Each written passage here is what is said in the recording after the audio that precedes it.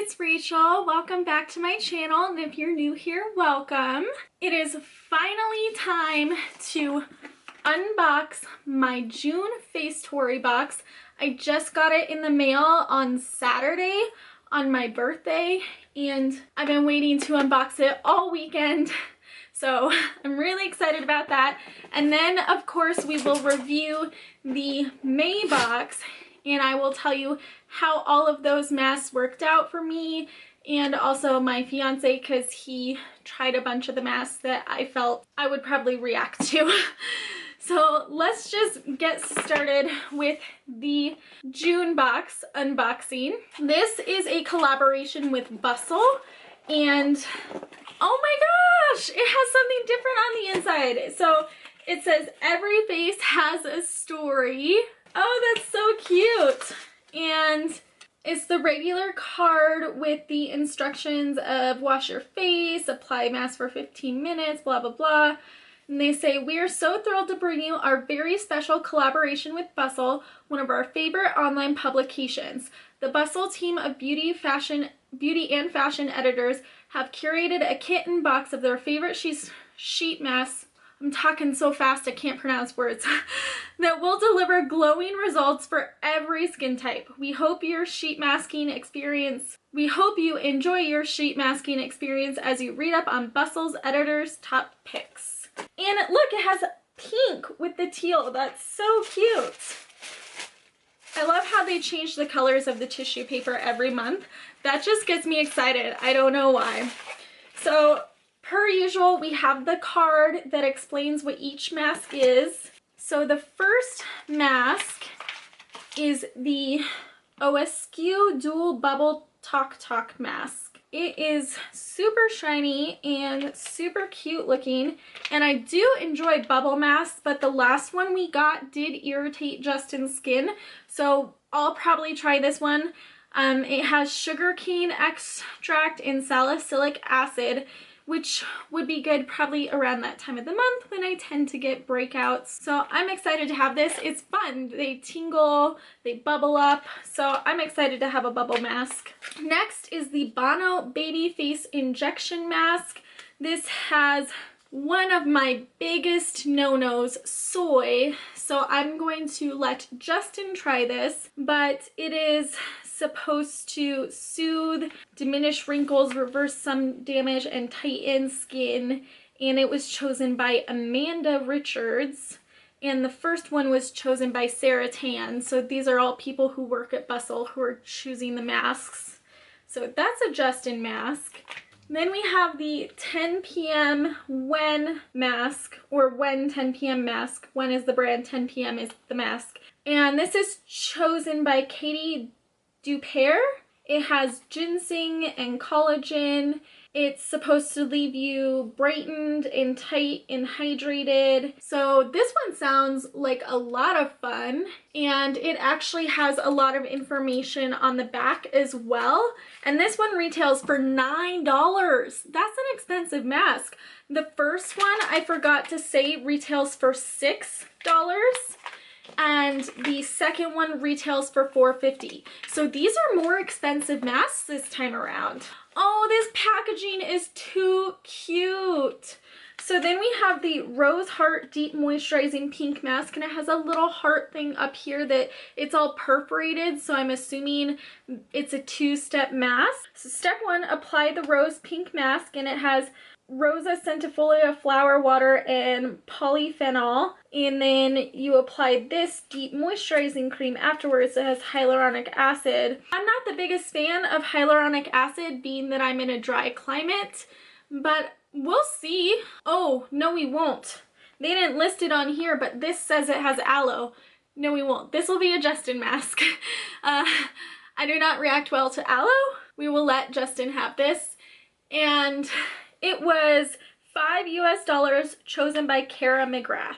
Then the fifth mask is the Leaders in Solution Juicy Pina Colada Bright Mask Pineapple and Coconut. It has niacinamide, which is awesome. It's a great like brightening, tightening, strengthening ingredient, and coconut water, which is anti-aging, pineapple, which is soothing and hydrating, and it was chosen by Olivia Muenter and is $4. I don't really like coconut, but I don't think I react to it, so since I don't have to eat it, I will probably enjoy this mask. But pina colada's the drink? Yuck, I hate coconut.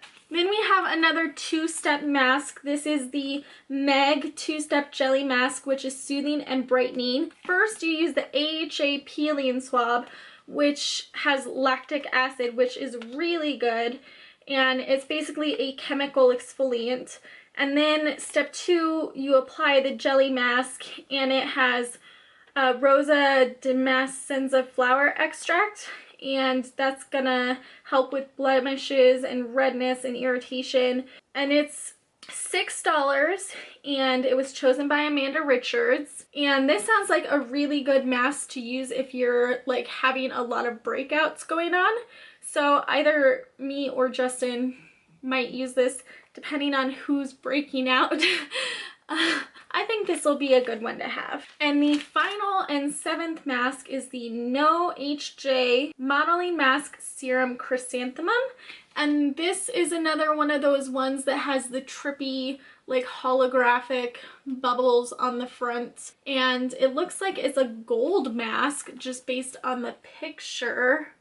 Has chrysanthemum, gold, and lavender. And I am not sure I'm a big believer that gold does anything for your skin, but I do enjoy lavender in my masks, so I think I'm gonna keep this one for myself.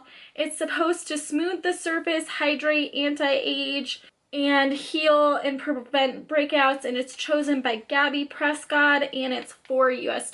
So I've separated it into 2 piles of like masks that I'm not gonna use and are for my fiance, and masks I am okay to use, and the majority of them I'm okay to use. So I think that this is going to be a really good box, and I'm excited about like the breakout ones and the anti-aging and the bubble. Like, this seems like a really fun box. Okay, so for May, I did the same thing that I did for April, where I just saved the sleeves of the mask and I wrote on the back of them notes. So this will go pretty quick, but I also this time did save the card so I can tell you how much the mask was, so I can say whether it's worth that price. The first mask is, oh, these have got serum on them. Okay, is the Faith in Face I Want Perfect Makeup Mask. I tried this one right before my last live, and it made my skin so red and irritated and itchy, and I had to remove it before the 20 minutes was up. I would not recommend this one if you have sensitive skin.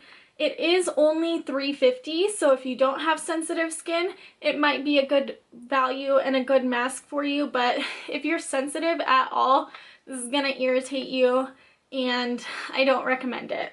Next is the FeelXO Glowing Marigold Mask, and my fiance tried this one and he said he didn't really notice any difference from it. He just felt slightly moisturized, but not extremely so. He didn't notice any pore tightening or fine line reduction or anything like that. He just noticed he felt a little moisturized. So this one is definitely not a repurchase. It was $4.50 US, and for just adding a little moisture, I don't think it's worth it. Next was the Cosmetique Green Tea Soothing Moisture Mask. And this one I used, and I felt it made my skin moisturized and refreshed, and did reduce my dark spots a little. And it was only $4, so this would be one I would be interested in repurchasing. It doesn't even say that it's supposed to lighten dark spots, but I did notice that it did lighten dark spots. I'm not sure what ingredient in there would have done that, but it felt really good, and I did notice a visible difference in my skin.